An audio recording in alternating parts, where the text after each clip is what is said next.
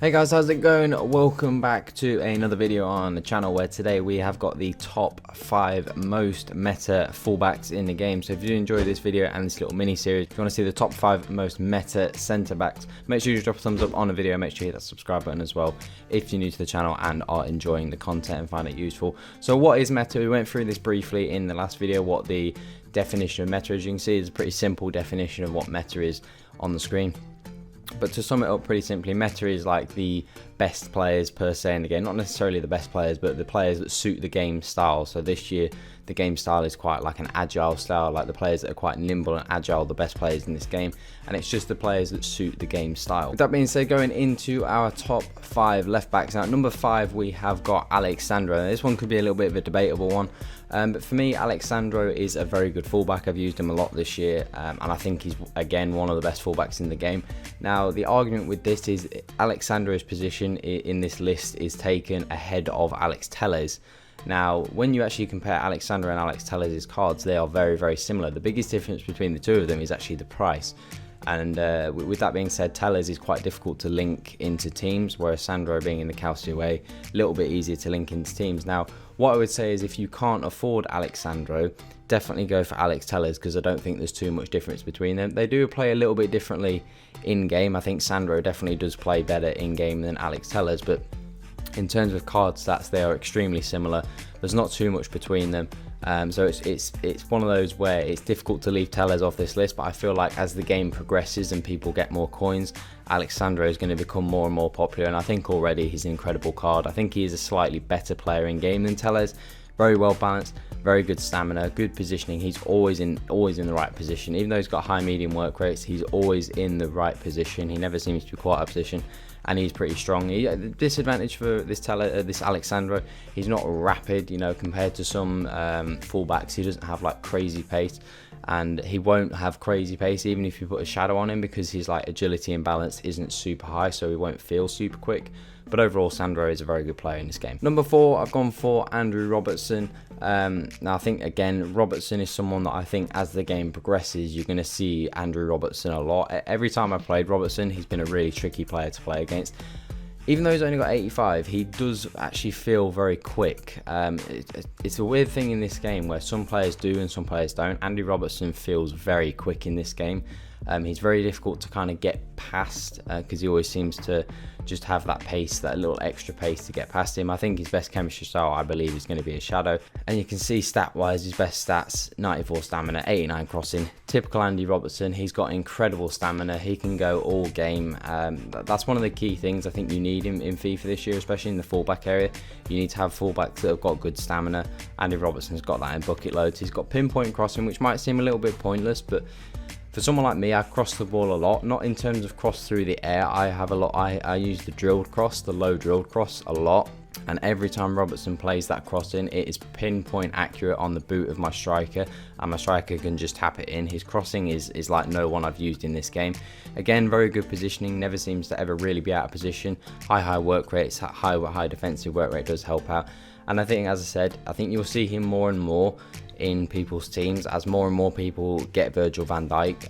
Obviously Van Dijk is super expensive, but I think the more people that get Van Dijk in their team, people are going to want a strong link Van Dijk in their team, and I think you're going to see more Andy Robertson. You know, you're going to see more Alisson in goal, as we explained in the last video. So I think Robertson might not be somebody you see too much in the game at the minute, but I think as more and more as the game progresses, I think you're going to see Robertson a hell of a lot more. Number 3, we have gone for Ferland Mendy. Now, I might be thinking just an 80 rated left back, and he's number 3 in the list, but this Mendy card is very, very good. You can already see 4-star skills, 5-star weak foot. Now, this Mendy card is very, very popular with the pros this year. I can see why. As I said, that 5-star weak foot means that he can go on either foot. He's very strong. He can pass on both feet. So that's a very important trait because it makes it quite unpredictable, especially with the 5-star weak foot players. He's got good acceleration, very good sprint speed and stamina. As I said, advantages wise, you know, very good stamina. That high stamina is so important this year in FIFA because you don't want your players to get gassed. He's another one that feels very fast. You know, he just feels, even without like increasing his pace with an anchor, with a shadow or anything like that, he feels very quick. He just feels very nimble, very agile. As I said, those sort of nimble, agile players are what suit the game. That 5-star weak foot, as I said. and easy to link up. Arguably could be his best advantage, because obviously he gets a lot of strong links with icons, which is why I think the pros like him. Obviously gets that strong link with someone like Patrick Vieira. But for kind of us guys that don't have those sorts of players, he gets that hyperlink with someone like Rafa Varane. You know, a lot of good French players like Kante, like Pogba. Obviously gets a strong link with Longley, who is a very popular centre back this year. So a lot of good positives for Mendy. Only disadvantage I could really find when I played with Mendy was low interceptions. He doesn't intercept many balls. I think even with a Sentinel, he's only got 80 interceptions. And his positioning is okay. He sometimes does get caught out. I typically will play all these guys on the same kind of instructions, and he does get caught out a little bit more than the other fullbacks. That would be a little negative for Mendy. Number 2 in this list, obviously Karl Walker, man. This guy, how many years has this guy been one of the best fullbacks in the game? You know, the last 2-3 years, Karl Walker is arguably been the best right back in the game. 2-star skill moves, 2-star weak foot isn't great, but 6 foot tall. He feels very big in the game. You know, some players look big and they feel big in the game. He feels like a big imposing figure in the game.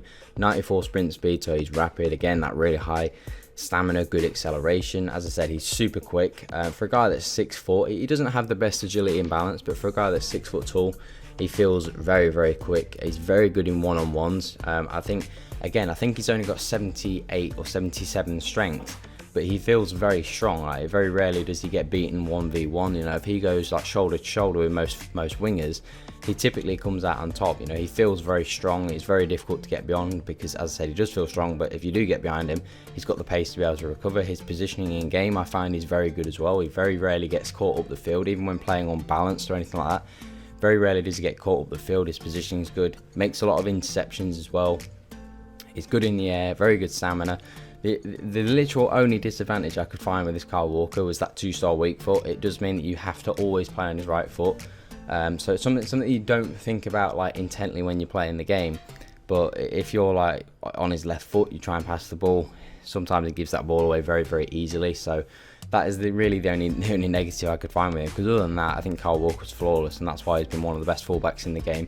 Just suits the game so perfectly. But the number 1 fullback this year, I think, has to be Nelson Semedo. This guy, anyone that plays in FUT Champs, you'll play this guy probably 20 times out of 30 in your games. He's so popular this year, this guy. I think the fact that he gets that strong link with Longley, who's an incredibly popular centre-back as well, and Ter Stegen being an incredible goalkeeper, that triangle that you have on that right-hand side, every year, there's like a popular triangle. Like in previous years, it used to be Neuer, Boateng and Alaba. You know, this is kind of like that he's very popular, Semedo, and he's very good as well. Let's not just say, you know, he doesn't just get picked because of the other guys. He's very good as well. I've played 233 games with Semedo in my team. He's been with me pretty much since the beginning of FIFA, when I got him for about 10,000 coins. He is so good. I think his medium-high work rates for me is the one thing that I would say makes him such a good fullback, because I play with my fullbacks typically on balance, and I like them to push up the field a little bit, give me a little bit of width. But I think because he has that high defensive work rate, he's always wary of like spacing behind, and he never ever gets caught out behind him. You know, he never ventures too far up the field, but he goes up far enough that he can still help you in an attacking game. He's very quick. As I said, he's easy to link up. Amazing stamina, about 91 stamina, and his positioning is perfect. The only negative I can think of with Semedo when I play with him is he does get bullied a little bit for physicality.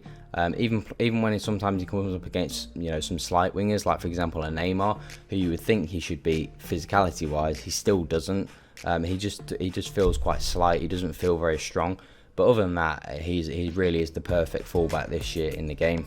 And then if you want an icon choice, I think this prime icon, this top tier Gianluca Zambrotta has got to be the best fullback, I think. I mean, 4-star skills, 5-star weak foot, look at those 90 top attributes. Great pace, amazing stamina. That 5-star weak foot, as I say, is incredible. Very good strength, very good defending stats, and there's just no disadvantages on this Zambrotta at all.